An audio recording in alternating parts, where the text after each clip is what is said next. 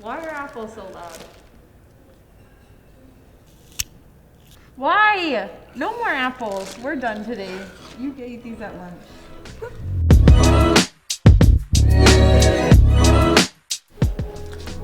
I just get the urge to just squeeze it.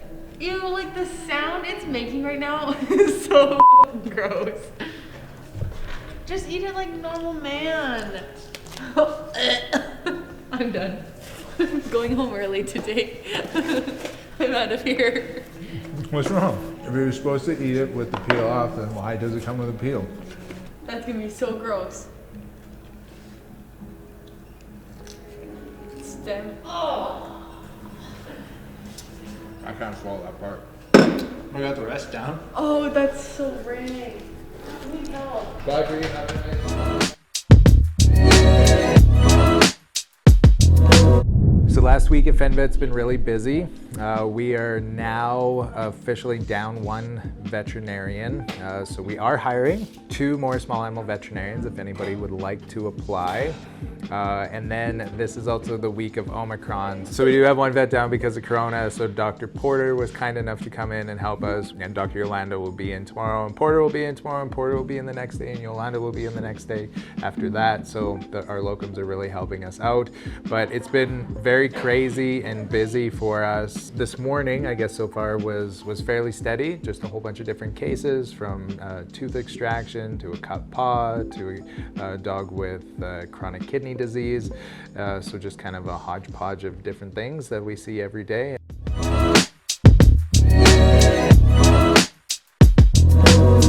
She is peeing in her house since September.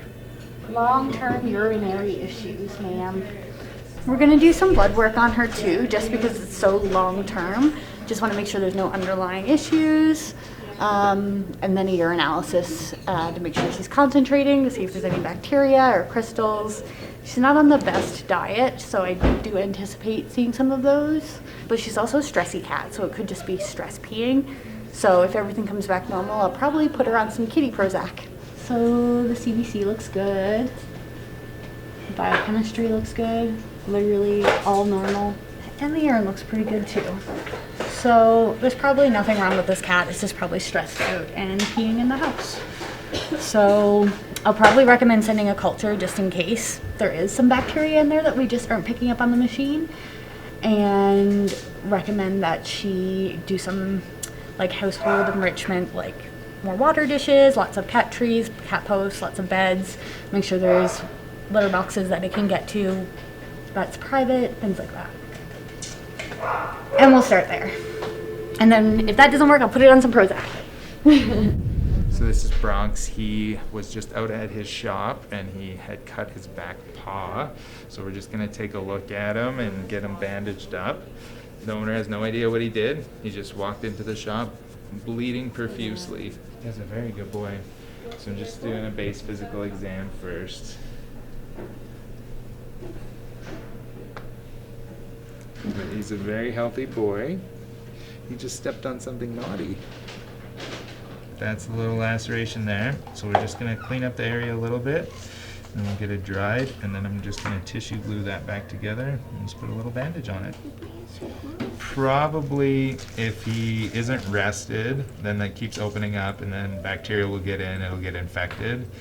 And if that's the case, then that's sometimes when we see them as an infected laceration. So then it's, of course, antibiotics, multiple bandage changes. So it's good we caught him early. The owner had also noted that the pads had just seemed drier and more cracked since the cold weather as well, which is not unusual. So he's gonna go home now. It's not infected, he's not gonna need antibiotics. We've tissue glued it together. He'll keep the bandage on for today. He's gonna need a couple weeks where he's not on any rough surfaces, so he can't go for long walks on the hard sidewalks, or just essentially a leash walk to go pee and then confined to the house. He'll heal up just fine. The owner will monitor if there's any infection, just looking for discharge or inflammation. But they caught it fast, so it's nice and simple and cheap.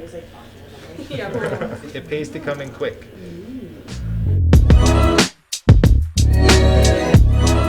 His jaw is like weirdly positioned, but I wonder if it grew weird because of the tooth too. but you can see the giant hole in the roof of his mouth. That's just from that tooth impinging. I'm just gonna remove this canine. It's just gonna be annoying to remove because it's a healthy tooth on a massive dog. So hopefully it comes out okay. So I'm just starting by removing the gum from the tooth and the bone. We'll see it base narrow teeth in puppies, but you can do things like ball therapy where you get them to hold a ball in their mouth to try to help like push those teeth laterally. This dog just didn't correct, so it's not super often that we have to remove it, but it does happen. He doesn't even have an like infection yet in that, so probably doing it at a good time before, because it eventually would create infection. His tongue also hangs out of the opposite side of his mouth because the tooth pushes the tongue lateral. So I just buried all the bone around it, so hopefully it has like space to move.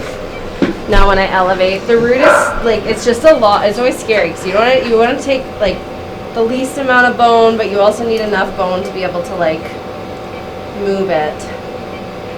And then it's just patience, which I think I say this every time I have none, so I'm constantly just being like,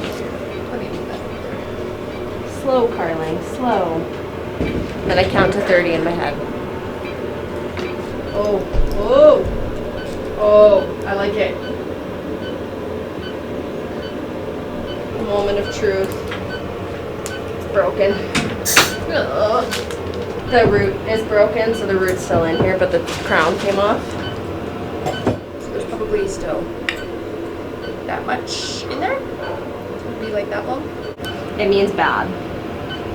It means that it's going to take me twice as long. With nothing to like really leverage off of anymore.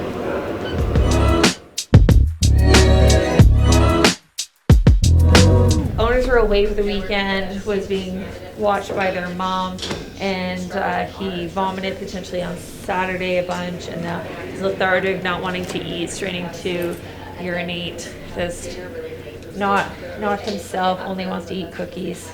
Now we're just doing blood work and x-rays on him to find out what's going on. Do you want to sit, bud? There we go. Good boy. Looks great. Thanks, guys. I don't know what it is about me, but like when I have a dog in my arms, I automatically start doing the sway thing or like the bounce. I'll just snuggle him all day.